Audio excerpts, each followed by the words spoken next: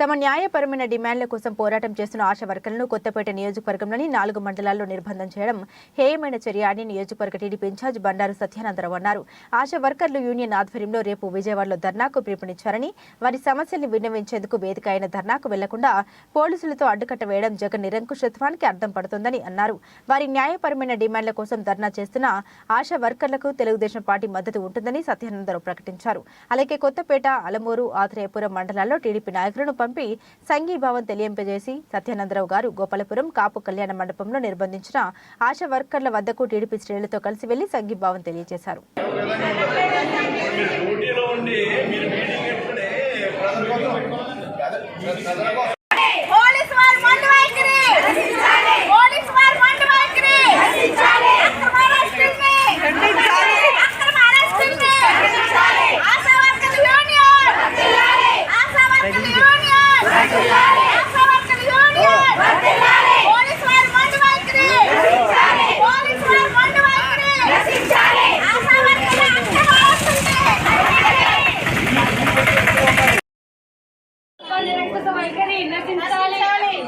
Police వారి మండు వైఖరి నశించాలి.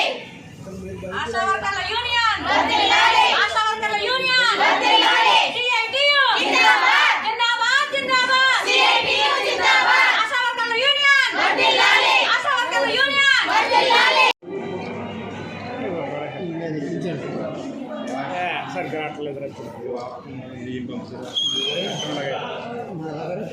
ఓకే సార్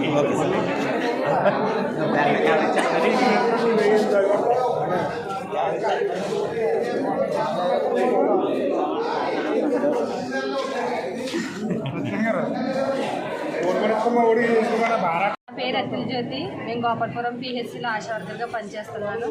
అయితే మా సర్వీసు 2006 నుంచి కూడా 17 సంవత్సరాలు పూర్తయింది. అప్పటి నుంచి కూడా పని తగ్గ పారితోషికం మీద మేము ఈ వర్క్ చేయడం జరిగింది. అలాగే మాకు 10,000 అయిన దగ్గర నుంచి కూడా పని భారం చాలా పెరిగింది. ఆ డిమాండ్ల మేరకు మాకు కొన్ని సమస్యలు ఉండడం వల్ల వాటిని నెరవేర్చుకోవడం కోసం విజయవాడ ధర్నాకి వెళ్ళడం కోసం మేము పిహెచ్సిలో లెటర్లు ఇవ్వడం జరిగింది. నిన్న రాత్రి నుంచి కూడా మాకు పోలీసు వారు ఇంటి చుట్టూ కూడా మాకు కట్టడి చేసినట్టుగా వచ్చి లెటర్లు రాయించుకుని సంతకాలు పెట్టించి మీ ఆశా వర్కర్లు ఎవరిని కూడా ధర్నాలకు వెళ్ళొద్దని చెప్పేసి నిన్నటి నుంచి కూడా మాకు చెప్పడం జరిగింది. అలాగే ఈరోజు మా విధుల్ని నిర్వర్తించుకుని మధ్యాహ్నం మీటింగ్ ఉంది, పిహెచ్సికి రావాలని చెప్పేసి మొత్తం ఓబలక్ పిహెచ్సి వాళ్ళని, గోపాలపురం పిహెచ్సి వాళ్ళని, ఎవరి పిహెచ్సి వాళ్ళని రమ్మడం జరిగింది. అయితే మాకు ఎన్డీడీ ప్రోగ్రామ్ ఉండడం ద్వారా మేము మీటింగ్ ఉందని చెప్పేసి పిహెచ్సిలకి వచ్చాము. ఈలోగానే ప్రొద్దుటే పోలీసు వారు వచ్చి పిహెచ్సిలో ఆశా వర్కర్లు ఎవరిని కూడా మీటింగ్ అయిన తర్వాత ఎవరిని పంపించొద్దు మేము వచ్చేదాకా అని చెప్పేసి అన్నారంటండి. మేము వచ్చిన తర్వాత మా నోడల్ ఆఫీసర్ గారు చెప్పడం జరిగింది. అలాగే అన్న మేరకు అందరూ వచ్చి పోలీసులందరూ కూడా పిహెచ్సిని చుట్టుముట్టి ఓబలకి పిహెచ్సి వాళ్ళందరినీ ఆశాలందరినీ తీసుకొచ్చి గోపాలపురం ఆకుల రామకృష్ణరాజు గారు మన కళ్యాణ మండపంలో పెట్టడం జరిగింది. అలాగే గోపాలపురం ఆశాలను కూడా ఎవరిని వెళ్ళడానికి వీల్లేదు, మీరందరూ కూడా అక్కడ రావాల్సిందని చెప్పేసి మమ్మల్ని నిర్బంధించారు. అయితే మేము ధర్నాకి వెళ్తుంటే ఆపిన ఇదాకమే మమ్మల్ని నిర్బంధిస్తున్నారు, మాకు కుటుంబ పరంగా చాలామంది సమస్యలు ఉన్నాయి, ఆరోగ్య సమస్యలు ఉన్నాయి, అలాగే చంటి పిల్లలతో ఉన్న వాళ్ళు ఉన్నారు, మేము ఇంటి దగ్గర ఏమి చక్కబెట్టుకోకుండా వచ్చాము, మమ్మల్ని అరెస్ట్ చేయడానికి వీల్లేదని చెప్పి మేము గట్టిగా ఖండించాము. అయినా సరే మేమంతా 1 గంటలో మిమ్మల్ని పంపించేస్తామని చెప్పి మమ్మల్ని ఒక 4 గంటలకు తీసుకొచ్చి ఇక్కడ నిర్బంధించారు. ఇంతవరకు కూడా మమ్మల్ని వదలలేదు. మమ్మల్ని రేపు రోజు ధర్నాకి వెళ్లకుండా చేయడం కోసమనే మమ్మల్ని ఇక్కడ నిర్బంధించడం జరిగింది.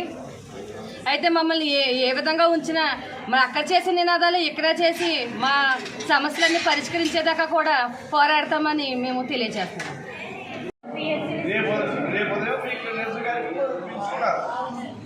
మనకి స్వేచ్ఛగా ఈ ప్రజాస్వామ్యంలో నిరసన చెప్పుకోవడానికి మన నిరసన చేయడానికి మనకు హక్కు లేదు. సామాన్య ప్రజానీకానికి రాజ్యాంగం కల్పించకుండా మనకి లేదు.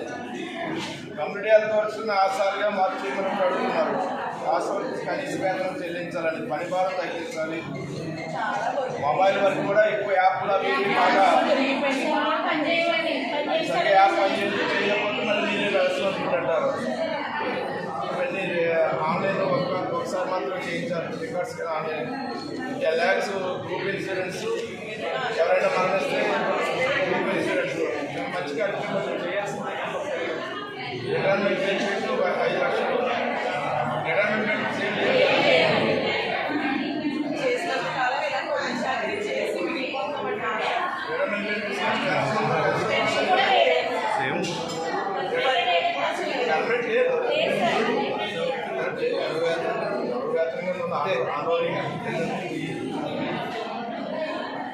ప్రభుత్వ సెలవులు, medical leave, faculty leave, government employees అవసరమైన బెనిఫిట్స్ అన్ని మనకి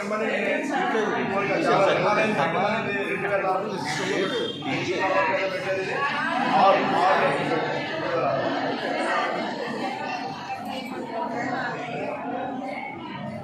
గవర్నమెంట్ స్కీమ్స్ కూడా మనకి ఇంప్లిమెంట్ చేయాలి.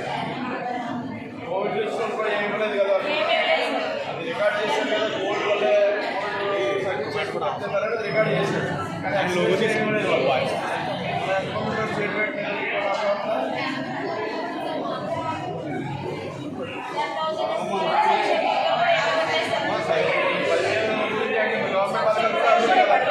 గవర్నమెంట్ పథకాలకి 15 రూపాయలు అయిపోతున్నారు. గవర్నమెంట్ పథకాలు ఆందోళన ఏమన్నా కాదు, గవర్నమెంట్ పథకాలు అంటే చూడలేదు.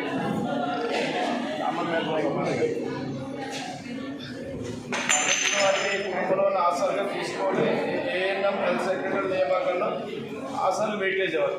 సర్వీస్ ఉన్న వాళ్ళకి ఆశాలకి క్వాలిఫైడ్ ఉన్న వాళ్ళు క్వాలిఫై ఉన్నారు కాబట్టి వాళ్ళు వెయిటేజ్ అవ్వాలి. ఏమున్నాయి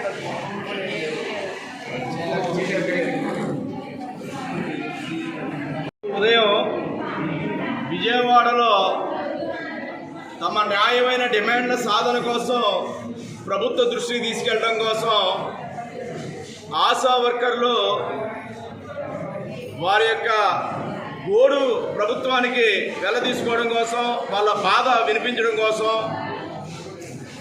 ఒక ధర్నా కార్యక్రమాన్ని పెట్టుకుని రేపు విజయవాడ వెళ్ళడానికి వారు నిర్ణయించుకున్న ఈ సమయంలో ఒక్కరోజు ముందుగానే ప్రభుత్వం పోలీసులను అడ్డం పెట్టుకుని వాళ్ళు ప్రజలకు చేయాల్సిన కార్యక్రమాల గురించి వాళ్ళ ప్రాథమిక ఆరోగ్య కేంద్రాల్లో సమావేశాలు పెట్టుకుంటే ఆ సమావేశాల నుంచి దారుణంగా